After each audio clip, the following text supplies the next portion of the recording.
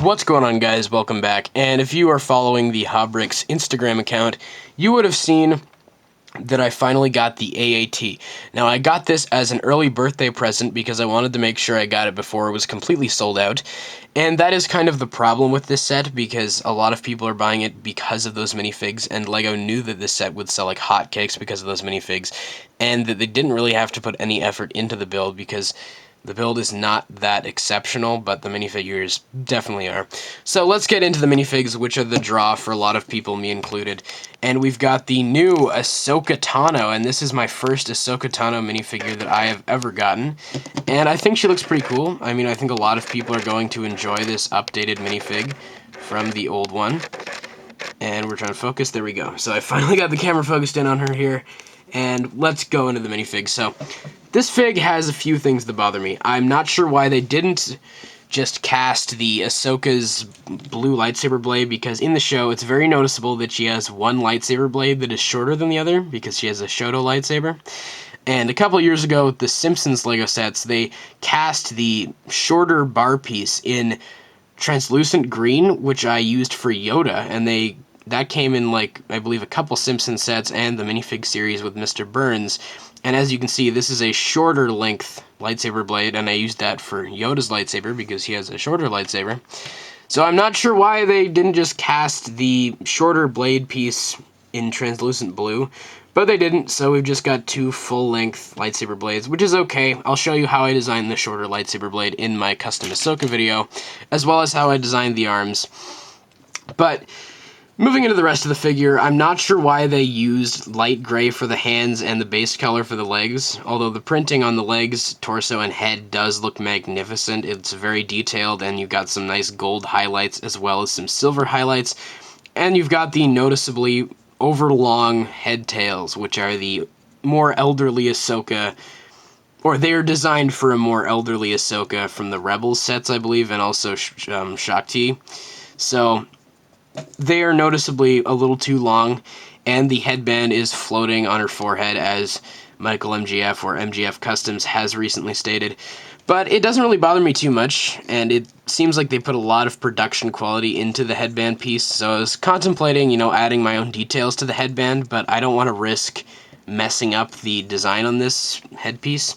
So it's a good minifig for the most part, with a few minor inaccuracies which I fix in my custom one, which you will see very soon.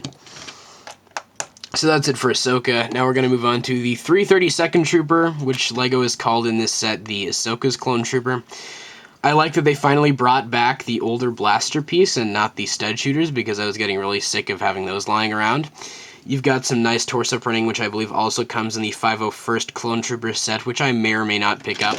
And we've got some really awesome printing for the head here, which I think looks pretty magnificent for Ahsoka's markings, although it does not entirely line up perfectly there. You've got kind of a weird gap.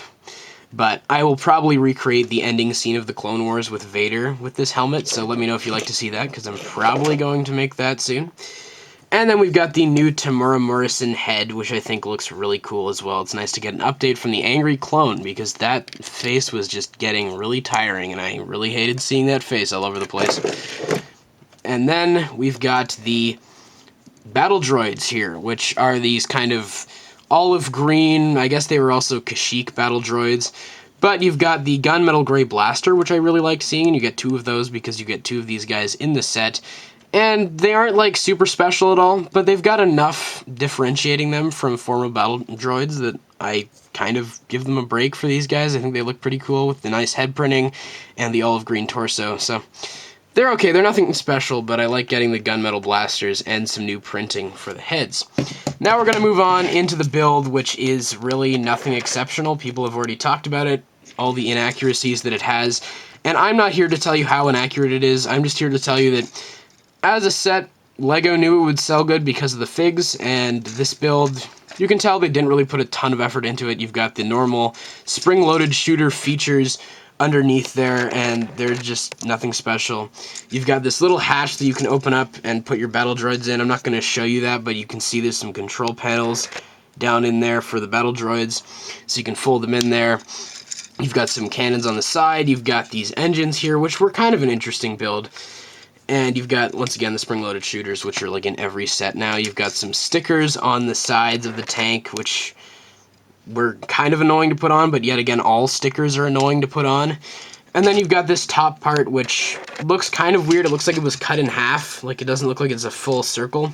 But you've got some antennas on the back, and I like the use of the silver fencing sword piece, because that just looks really cool in silver, and I'll probably find other uses for that. And then you have space in the top to fold up a battle droid and put him in there.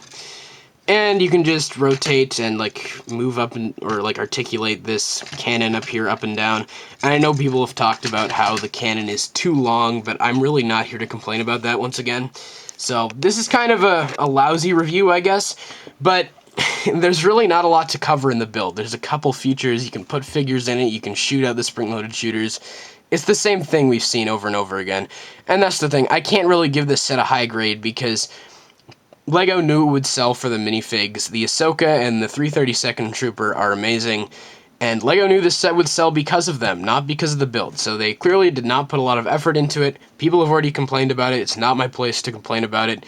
I know it's not great. It was an okay time waster of a build, but it's nothing exceptional. And I can't give this set a super high grade because of that, because LEGO put the really desirable figures in a less desirable set, and they priced it horribly where I live. It is $56 with tax where I live, and with free shipping from Amazon, that's just horrible. That's way overpriced.